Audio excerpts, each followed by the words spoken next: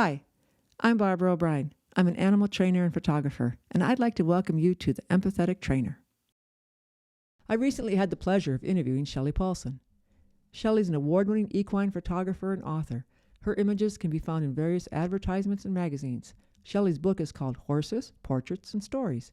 She also helps fellow photographers grow in their skills and confidence. So welcome. Thanks for coming. Well, thanks for having me. This is my first time doing a podcast in person. Oh, really? Yeah, it's always been like Zoom or just audio, and so this is a very different experience. Well, it'll be fun, and we're grateful you drove like 2 hours. Yeah. You know, that's a lot, and so we appreciate that. Oh, but thank you. It's nice here at the farm, isn't it? We just kind of get here and go. Yes. And you live on a farm, so you know. I do. But my farm is much more in the city, like on the edge of the city, where I really feel like I'm in the country right now. I'm having like flashbacks of my childhood visits to Nebraska, rural Nebraska. And so, yeah, it's a nice feeling being out here. So, Shelley, starting out, I'm always curious how people start out. I guess we should call it starting out. Like, what did you just wake up one day and go, I'm going to shoot horses? Yeah, not at all. Right? I woke up one day, I had a web design business, and my clients needed photography. And it started my web design business after working for a large, like a civil contractor. They build roads and bridges and infrastructure for Universal Studios and Oh, wow. yeah. Okay. And they were located in rural Minnesota, was their home office in Litchfield, Minnesota. And I ended up working for them. They were a client of mine at an agency I was at before that. I'm kind of going backwards now. It's okay. But so they put a camera in my hands to photograph their road projects and construction projects, and I traveled around. And film camera, I had no skills, no understanding. The nice thing about roads is they don't move. The roads don't move, and there's usually a lot of good light. Yeah, right? You're outside. So Yeah. But you picked up the camera. That's the But start. I picked up a camera. I actually found that camera recently when we were purging our barn. Oh, yeah? Like a storage part of our barn. And I was like, oh, this will be a nice decoration in my house and a reminder where it came from. And anyway, so I started my own web design business. And that was about the time digital became something that you could sort of start to work with that wasn't just a point and shoot. So I got the very first Canon Digital Rebel with the silver body that like you couldn't go over ISO 400 or it was terribly grainy. And back then it wasn't like everybody had a camera. So No, nobody had camera phones. Nobody had camera phones. No. Most cameras with interchangeable lenses were all film. And so I started sharing some pictures on like not even social media. That didn't even exist then. This was like 2004. Now, we're not that old. I just want you to know. We're not that old, yeah. And so I started sharing, pictures on, forums, or I'm not even sure where I was putting on my website, blog maybe. And then I was everybody's baby, wedding, like all the things. So, okay, so you got a camera. That means you got to come shoot us. Right. Right. And so you started out consumer facing in that respect, weddings, like you said. Yeah. Things Plus like that. for my web design clients. So it might be. Okay, that's right. Because they have we still struggle as web designers, the quality of the imagery that people want to use. It's getting a little better, but so I get that. Still hard. Yeah. But it was like headshots or interiors or, things like that. And then what of course I pointed that camera at horses because I was going to ask you because the animals had to start somewhere. There had to be a desire somewhere. Well, yeah. So let's go back to that. Yeah. Were you born like animals have always? I didn't have any pets growing up, so I'm making up for it now. But like they were part of who I was. Like animals had to be part of my life. Did you feel that as a child, like especially horses? I mean, did you have them? Tell me that story. How did we get into the animals? Oh yeah, 100%. I recently shared on social media. I'm like, I didn't have dolls. I had stuffed animals. That was horse statues. Yeah, right? Well, not just that, but like stuffed animals. My entire bed was filled with animals. I didn't have baby dolls. I didn't have things that looked like humans. Me either. Yeah. I traded my Barbie dolls. My mom gave me some. A girl had a horse, and she said, "I'll let you ride my horse if I can have your Barbie dolls." And you're like, sold. And I gave her the Barbie dolls, right? And then my mom said, "You go back there and you tell that girl to give you back your Barbie dolls, right?" And the mom said, "No, you traded," and she wouldn't give them back. Now I was like, "Great! I never had, Yeah, you're like, you never. I got to ride a horse once, But yeah, understand what you're Yeah, saying. yeah. And but when I was very young, we had a babysitter that gave my sister and I Breyer horses for Christmas, maybe or something. I still have them. Yep. The exact horses. Everybody knows what a Breyer horse is, right? I hope that's listening. Little, little plastic horse with, right. Yeah, and that was kind of the beginning of the horse obsession. And how old were you think about that? Oh, 3. You see? Yeah, really young. And we had, my parents, especially my dad, like we had dogs growing up. And then when I was about 10, I lived in Washington County, and they actually, in our school district, or in our community, Washington County, Minnesota. So they had a like community education horseback riding lessons. What? Yep. Lucky you. I know. And my parents signed me up, and that was kind of the beginning of the end. How old were you then? 10. Oh man, you've got it bad when you know if you can get in it at that age and it doesn't go away, because some girls like it for a while, and then they get busy. Yeah. But some of us get bit, and there's nothing else. There's just no going back. Yeah. So. And then I rode, all through my teen years. That was like my entire summers. My parents would drop me off in the morning. I leased a horse for a couple of years. They'd pick me up in the afternoon. And so horses pretty much kept you out of trouble in your teen years. Yep, pretty much. I think that's kind of how it works. Yeah, I mean, because agree. you're working hard all the time, working for your lessons, working to get better, and like there's just no time to like really get in trouble too much. Yeah, my dad was a school principal, so I couldn't. You were gonna get in trouble anyway. Not gonna get in trouble. Plus, I'm like the compliant, child too. I'm the youngest. Like, just we go with the flow. Okay, so let me set the picture. You've been working for these places. You have the web design business. You're doing imagery. At this point, you're doing weddings. God bless you, because I get asked, my nieces and people like, can you shoot my wedding? I say, if you want to look like a cow, because I'm going to lay down in the aisle and I'm going to shoot straight up like I do a cow. So, and that usually makes them, ask my poor brother who has to do it instead. But so I get that. So how did you make that transformation? Because I would think there's a lot more weddings going on than people who could afford to have, some quality imagery of the horses. True. The wedding photography I was still doing the web design with the wedding photography for quite a few years. And then the wedding photography grew, and I was able to raise my price to the point where I shut down the design business. And part of that too was I was starting to travel a lot for weddings, because I was getting known outside of Minnesota. Yeah, I think I remember that, because you were very good. Oh, You're a very good Thank shooter. You. Yeah. There was one blog that named me one of the top 50 wedding photographers in the country. And that's a huge it's a huge accomplishment, because it's so competitive.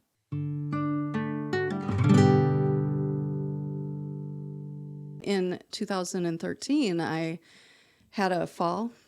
I slipped on water while I was traveling at a car rental counter. And I started to fall backwards, but had my laptop on my shoulder, and I didn't want to land on my laptop and break it. And so I caught myself and went forward instead, and I bounced my head off of a concrete floor to the point where it literally like split open the skin, and I was bleeding. And that started a chain of events where it was actually a traumatic brain injury, but the symptoms didn't show up for about a week. And that's really common. I mean, people. It takes a little time. So it was a concussion, then it was a traumatic brain injury. And I was like 46 when it happened. So it's not like you're 20 and you can, you don't bounce back. Yeah. I didn't bounce back. And brain injuries, no matter what your age. Right, are serious. It's a serious, scary thing, especially for people who ride and don't wear helmets and whatever. I'm sure you do, but it's like no one understands how serious and how it's not, because they can't see what is going on. It's not a physical injury, that you can see as much, that right? Was the hard thing about it. And so having to go through that, and did obviously what the symptoms and that stuff, but didn't like depression follow with it? Oh yeah, 100%. Because you can't do things you think you want to do. Right? Well, and I couldn't even think straight. Right. So I shot a wedding 2 weeks maybe after that accident. Wow. I was already booked. What do I do? Oh, the thing of the self-employed. Yeah, I get it. And I had really great second shooters, one especially that shot with me the whole summer and really took care of me, and made sure that I was okay. But I basically lived off Advil. Yeah, and that can't be good in the long term. No. And then when I got to the fall of that year, that happened in May. And when I got to the fall of that year, I was depressed, really starting to decide how I felt about living. It was Wow, pretty that's rock bottom. And that's part of the brain injury thing, is a right. dysregulation between your emotions and your thoughts and all of that. It's easy for any of us to get into a downward spiral. Yeah. And if this has been your identity for a long time, I'm a wedding shooter and Yeah. that's just my job. And then that gets taken away, in a sense, right? Like I'm not going to do, and then like now what? And then it's really human to feel, I'm not who I am anymore. I Yeah. don't know what I want to do anymore. And then that means I'm worthless. Yeah. And that's obviously not true.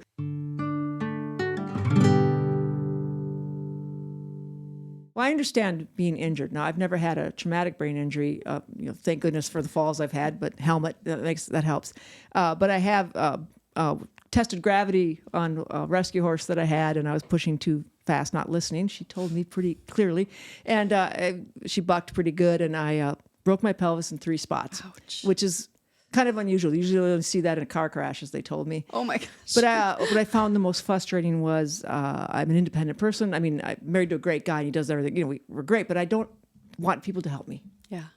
And I found it really hard to ask for help. Like I can do this, and I didn't heal as quickly as I should have because I pushed so hard, and it was all internal. Mm-hmm. And I'm fine now, but I wish now that I had asked for help more. Kevin helped me, of course, my husband, but when everything else, Yeah. my neighbors were upset that I didn't ask for help. I live in a rural community, and they go like, "You didn't tell us you got hurt. We would have brought you food. We would have done this. You didn't tell us. You took away that from us." Yeah. And I never thought of it that. So in your case, when you're trying to shoot these weddings, all this pressure, you're running a business, all that goes with it.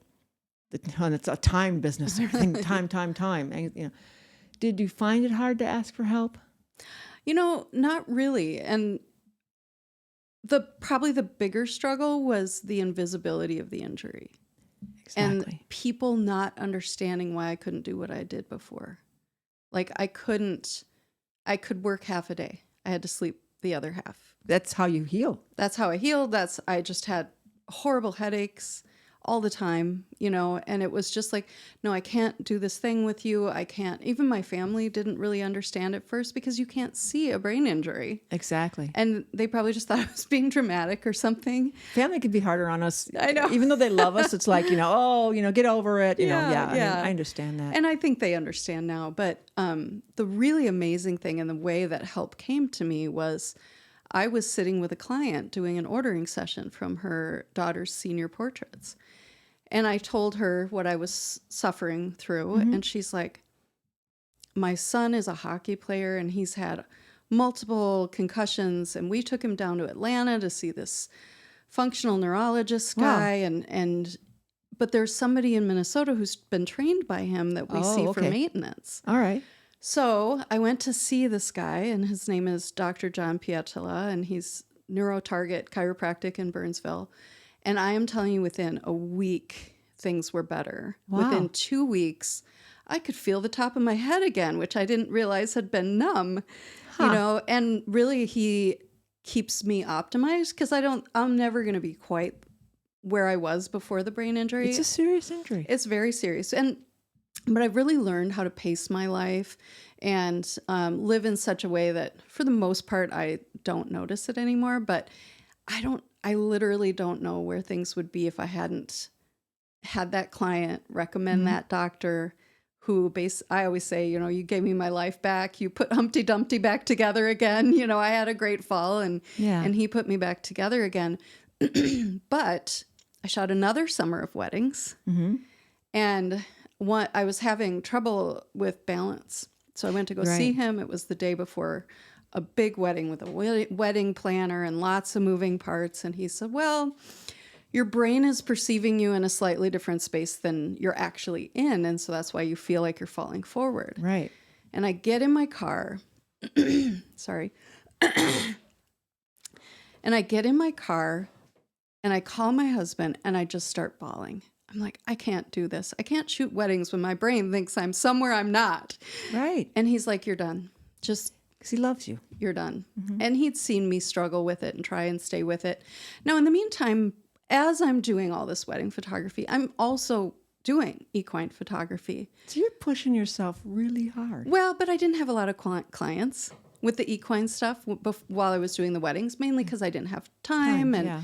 I just, it wasn't focused on marketing that business. But there was always that consistent thing where I was taking. That's how I know you. Yeah, exactly. Mm-hmm. And so at that point, I was like, all right, well, I got to see if I can make this horse thing work. Yeah. Because now I don't have the golden handcuffs. I had to take them off. The sink or swim. Yeah, it really was a sink or swim. And the first year was sink. I think we all go through that. So that was a little bit of a scary time. Yeah. Trusting that it was going to be okay. Yeah. And it seems like it's okay. I mean, it's way better. Sometimes you really have to hit that rock bottom before you find where it is and then get yourself back to Well, that's true. That's for sure. I kind of feel like the universe or, something out there, whoever a person's beliefs are, puts people in your path to help you. Oh, yeah. And it sounds like you were in that right place at the right time to, that woman knew somebody who knew somebody. I mean, I kind of count on that all the time, those small miracles in my mind. So that was great that you were able to get to that doctor and then have the clarity after time. That's not working. Things have to change. And so you kind of left something really profitable and like comfortable, right? And you had to try something new and scary in the sense of, can I make a living doing this? And I understand that. Every entrepreneur or self-employed person has understood that.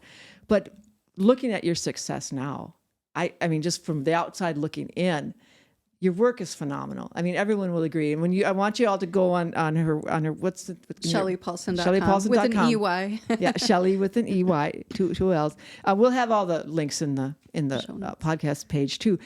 Take a look at the feeling and emotion that comes through your photography. Because being an animal trainer myself, I know how we do our best to get animals to perform for the camera, but horses aren't necessarily in that world of like sit, stay, whatever. And the way you can get such expression from horses, and then even more importantly, I think your true gift is getting the people to be comfortable with you photographing them with their beloved horse.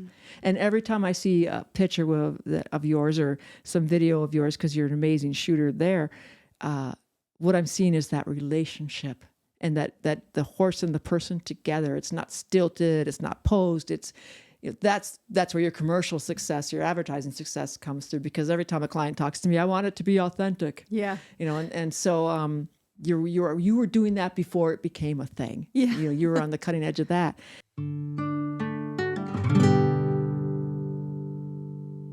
So we were talking about Warwick Schiller and how he's just one among many of horse people now, and it's happening. It happened earlier in the dog world, so the dog trainers picked up on this earlier as far as understanding dogs' body language and what's going on with dogs. I've seen that in the trajectory from choke chains and all this stuff when I was young to now. It's much more positive reinforcement of all kinds of reinforcement, whether positive, negative, but in a good way. Yeah. So, and so Warwick Schiller's using like we mentioned, Tom Dorrance and Ray Hunter, long gone now, but people that have learned from them, ways of understanding the horse better so that we can understand what his experience is, so we can work with him in a more fair way and more attuned way. Yeah. Okay. So you were talking about how now you feel more connected to your horses, and it's because you're literally more in tune with their feelings. And so it's more healing to be around them. Am I getting that right? Yes, absolutely. I mean, it's been like a real life transforming experience. Like I'm like 2% into it where I feel like this could go. And it's really messing up my world a little bit, to be honest. Like things that I had no problem photographing before, I'm having more of a problem with. Okay, so I feel the same thing as a horse shooter, okay? Yeah. It was really common. Chase them around, run them around, get those horses, because we want that flowing mane, that excitement, that whatever. And I go back and look at those images. Now, nobody was hurting these horses. They were in a safe environment. It wasn't inherently bad, right? They want that snorty, blowy, super stimulated look, but at least I, was looking for that. And I remember going to a friend of mine who has some Mustangs that she trained and whatever, and she wanted me to photograph them, and that's great. And I'm like, okay, well, let's get it moving. And she said, oh, no, I can ask him to jump over this jump, and I can ask him to do this, but I'm not going to chase him. And I was like, oh, then I won't get any good shots, but okay, But every shot I have of her looking back, this is 10 years ago, they are so connected, the horse and the woman. Yeah. Such a story, right? Other shots of people and horses that I took, the horse would be could be distant, could be shut down, a number of things. And so now I would never want to do that, like chase him till he's scared. That's not right. I mean, because I wasn't recognizing that he had anxiety. Couldn't see it. Maybe you could expound on what happened with you. Yeah. I was, what started for me was I have a stock photo library, and I was looking through it one day for images for a client. And I'm like, that horse looks scared. That horse looks stressed. And it wasn't all of them. No. And that's what, that's anytime you get away from a one size fits all mindset, it gets muddy. Mm-hmm. Because there may be a horse that you let loose in a pasture and they're like, wee, this is fun. And they love it. And they love it. Like just last night, I had a photo shoot with a gypsy vanner. I saw the picture. Yeah. Everyone go to her Facebook page right now and look for it was a gypsy vanner, and he's rearing. And he did it all on his own because he's joyful. In fact, my camera was down. I don't remember if we were trying to reposition him or what was happening.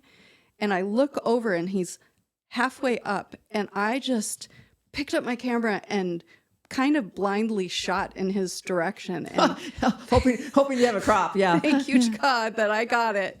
And but I thought about that today as I was going about my day and driving here and thinking, nobody made him rear. No one was anywhere near that horse. No. He was he's joyful. A stallion. He was having fun.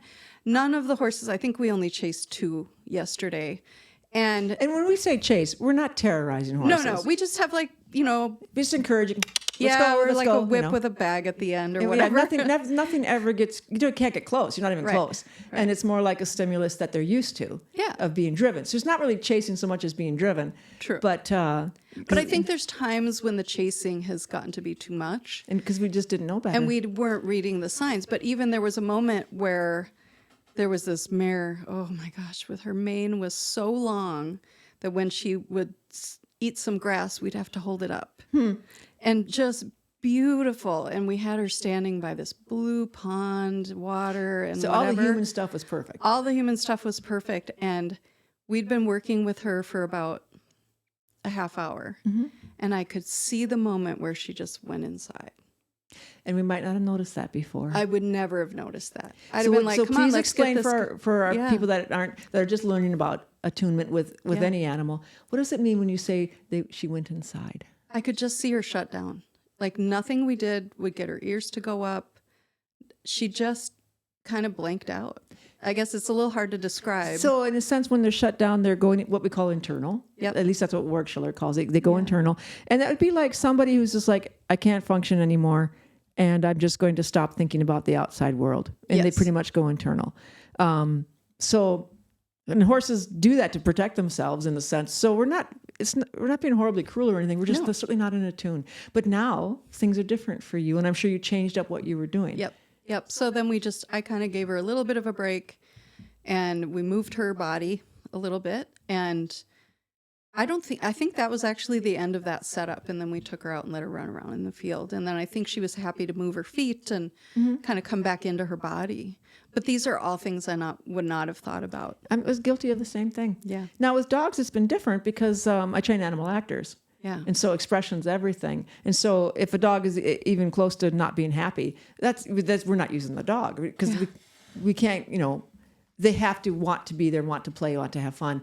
That shows up, right? Mm-hmm. Horses are so stoic. Mm-hmm. And it's so much harder to tell, like, wow, he's, like, we call it when growing up, it'd be like, he's got a push button horse, and we'd be jealous because, man, those horses are so well behaved and quiet, right? And the horses we were riding were snorting and blowing and carrying on. But ours weren't any better because that horse was on the other side where he was shut down, and our horses were anxiety, and it was just all coming out. And I think like, look at my proud horse, he's snorting and I can ride him and da-da-da-da. And I had no idea that he was probably pretty anxious, and he was obedient, but, and we never hurt them, but we just didn't know. And now, like, we're just learning. You know how parenting has had a shift in a very good way. I mean, you know, it used to be acceptable to hit your kids, and not, I mean, not in my time, but you know, generations ago, you know, spare the rod, spoil the child. You know, so thank goodness there's a whole shift.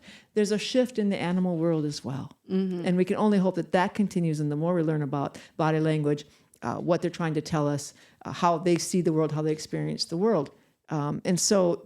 Even you and I in a similar situation, we've experienced our personal growth. And so this just happened to you yesterday, and the self-awareness is kind of all of it, isn't it? Yeah. Yeah. And it's just like you said, that you can't unsee it. But it was interesting because when I said, I think she's shutting down, the owner was like, oh, yeah, she is shutting down. Okay. So it was like, I noticed it first, but the owner was validated that. Oh, yeah. And that's good because... Yeah. we'll have it like, oh, no, my dog's fine. And I'll go, oh, no, he's not. He's not Yeah. fine. Because they'll come to an audition, and if they're frightened of a strobe, which pops, sort of like lightning, no, he'll be fine. And I'm like, okay, we're not going to do this. Yeah. This is because the strobe is too much like lightning or whatever it is that's bothering him, the camera light. And thank you. And, you know, if we're not using strobes, I bet he'd be fine. And, you know, whatever. But we just don't ask animals to do this. Yeah, you know? things that make them uncomfortable. No, because you try to get a cat to do something it doesn't want to do. Especially cats. No, I train cats and I love them, and they love their job. They Yeah. know they love to get on set. They know there's going to be turkey, which is like the yummiest thing, and they have a lot of fun. But I choose them so carefully. If they're not enjoying it, what's the point, right? But I think my own thing is like I didn't even pay attention to my horses the way I paid attention to my cats and my dogs. Like, I feel like I'm very early in that process of how I want to approach photographing horses as from an attunement standpoint. And I feel like I'm kind of starting to think through some practice sessions I want to do where I want to explore how to get expression from horses, but in a gentler way.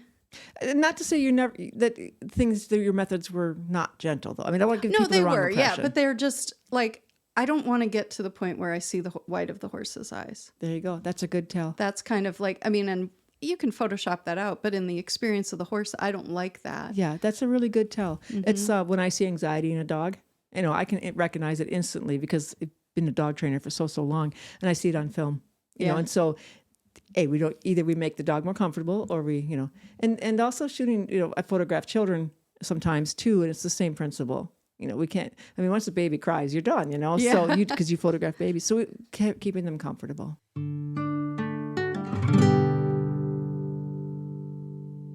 All right. Well, then I think we're going to move on to the question part. Sure. And as you know, I gave you these questions, and you picked out 3 of them when we added a couple. Okay. Okay.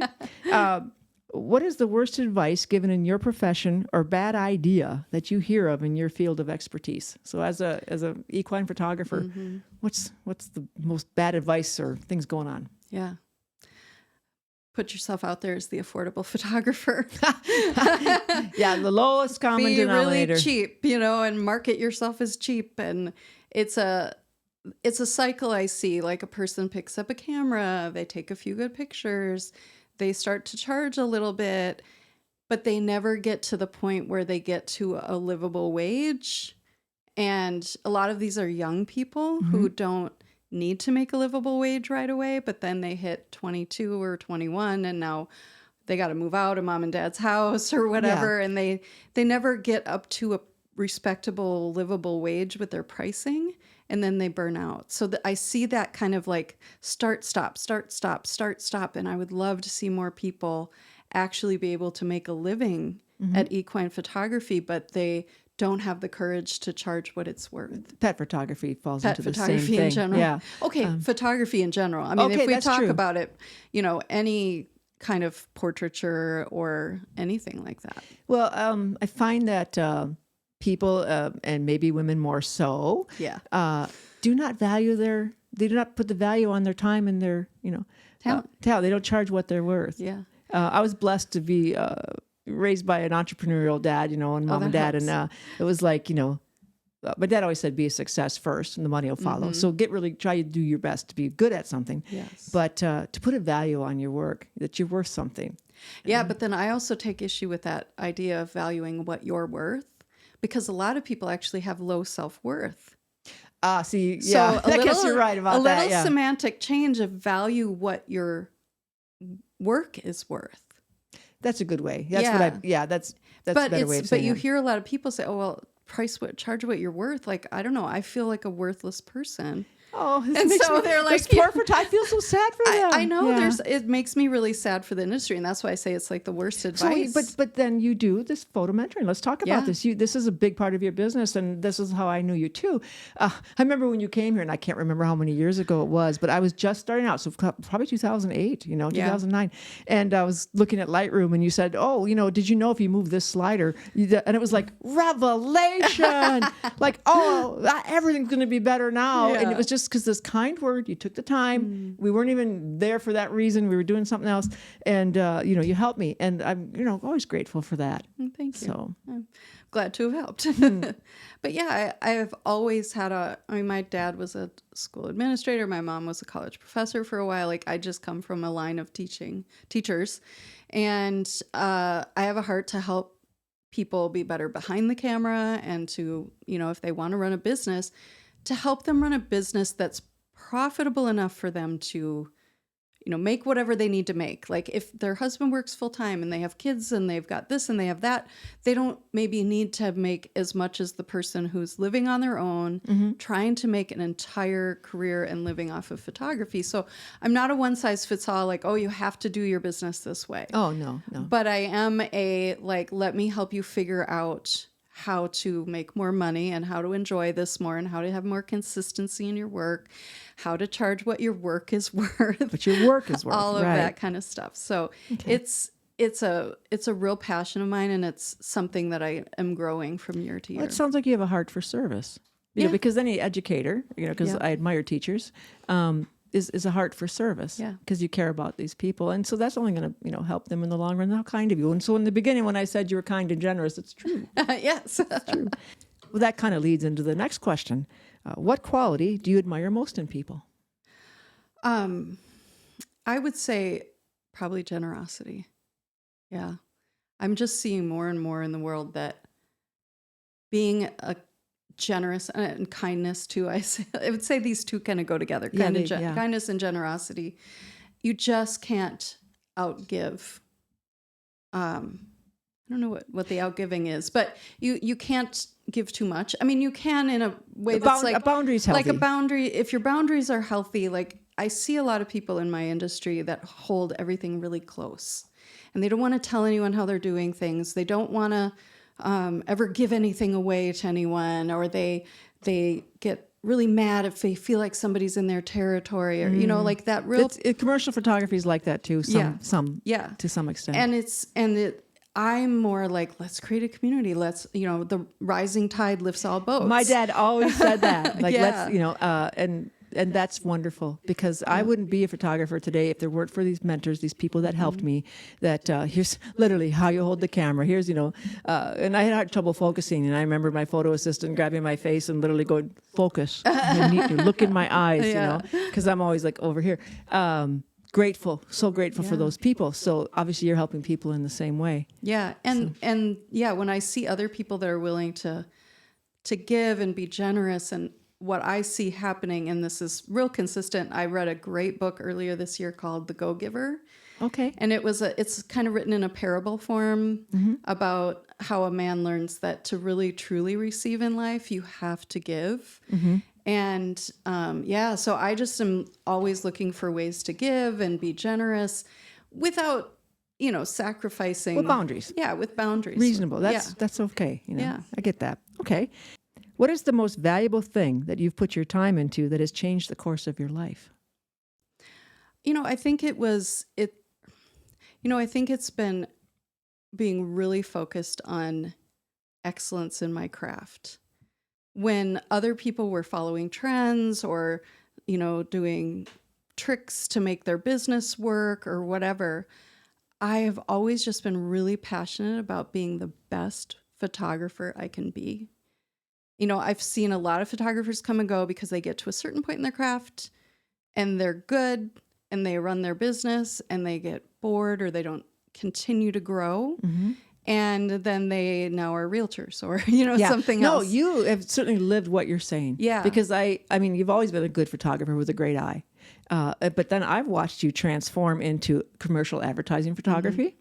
And, go back to being generous. I don't know if you remember this, but back in 2012, you were approached by Cargill to do a major photo shoot for a line of packaging. So it'd be cows and horses and sheep and chickens and this whole thing. And I had only been shooting for a few years, and complete kindness, generosity, because at the time, it wasn't something that you were quite doing. I'm not really sure what your reasons were. You handed me the job. Yeah. And it was my first major job. Oh, really? Oh, I didn't know that. Yeah, I'd worked for 3M and some other clients and stuff, but for more than a few days. It was a major job. Yeah.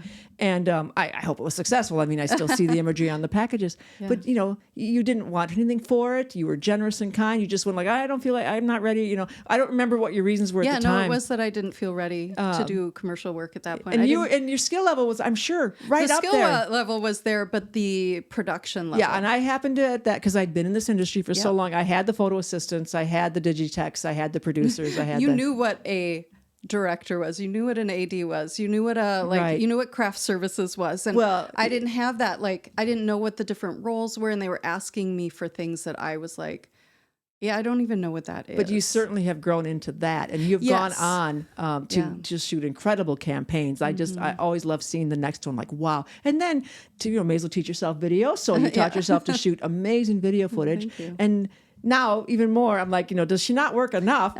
So you've created an app. I want to hear all about this app. Yeah. So I have a mentorship where I teach kind of from the ground up of the camera technique and the editing and the horses. It's called the Wings Mentorship. And it's a precursor to my mentorship called Pegasus. So it's like you earn your wings and then you fly. Good plan. And Pegasus is more of an advanced, business-focused, lighting and studio photography. Because that's a whole other step. I mean, it's much easier to learn your stuff outside with natural light when you start trying to control light in a studio. Yeah. And in that mentorship, people were saying, oh man, I just wish there was a way to have a lot of this information. Like, could you make cards that I could put in my camera bag or whatever? Retain what they're learning. Yeah, and just have it have posing cards. So when they're out on a photo shoot and their brain goes blank.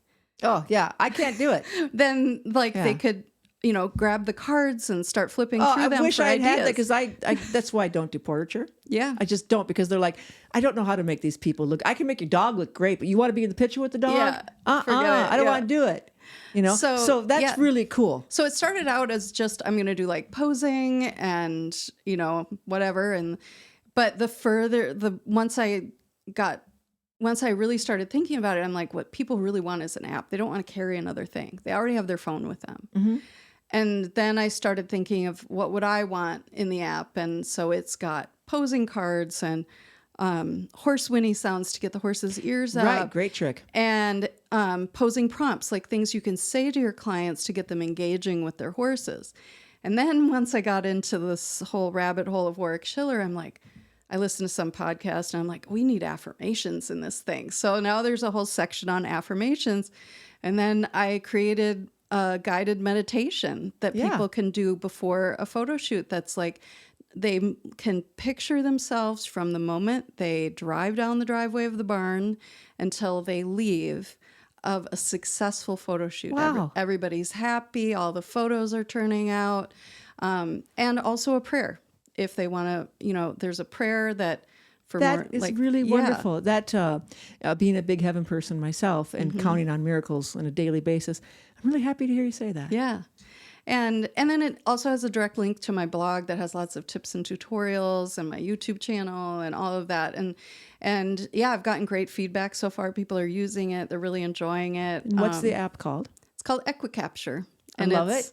It's both iPhone or App Store and the Google Play Store. That was a whole process trying to get it into those stores. Well, no, because they have to be a good app. You have to have some quality yeah, and there. just there's a lot of technical hoops. They don't make it easy. Did you work with someone or did you just... I did. Okay. And it was like a build your own, and then they compile it and submit it. Okay. Well, but that really was cool. Also a process. Well, I don't have an app. I'm pretty impressed. I'm pretty impressed. I came from the web design background, so I've always been this interesting mix of, technical and creative. And I think, going back to the working on my craft, I think that's part of the reason I've been able to be, a cut above as far as like my actual photography is like, I have this brain that can go back and forth between like camera settings and, composition and all of these things and the connection side of it, the emotional, spiritual it's a happy side mix. of it. I mean, you've been really successful with it and you're helping others learn it. So what a great thing. Yeah. Okay.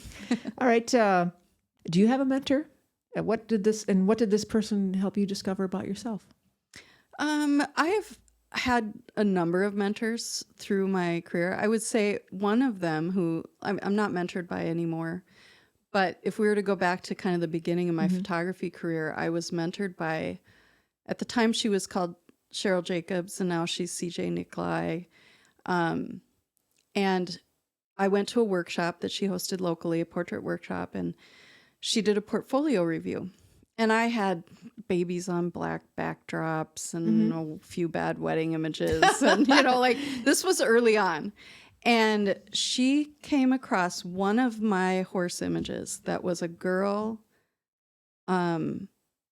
engaging with her horse, like face to face, really soft moment between them.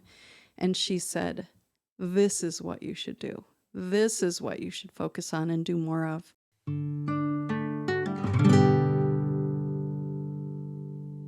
All right, you know what this means. This is our brownie break, which we can't have quite yet, but we're going to ask the last question of the podcast, and then we're going to dig into these homemade brownies here.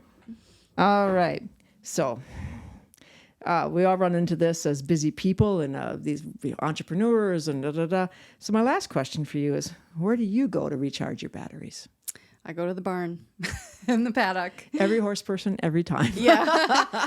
Well, for a couple of years, I was so busy that I had a couple of people who helped with chores. I stall my horses at night, so I had them come and clean stalls and prep the stalls, and they all kind of grew up and went off and got jobs. They were young girls, and I was like, I probably could use the exercise. I should probably go do my own stalls. And I have people I can call when I travel or whatever.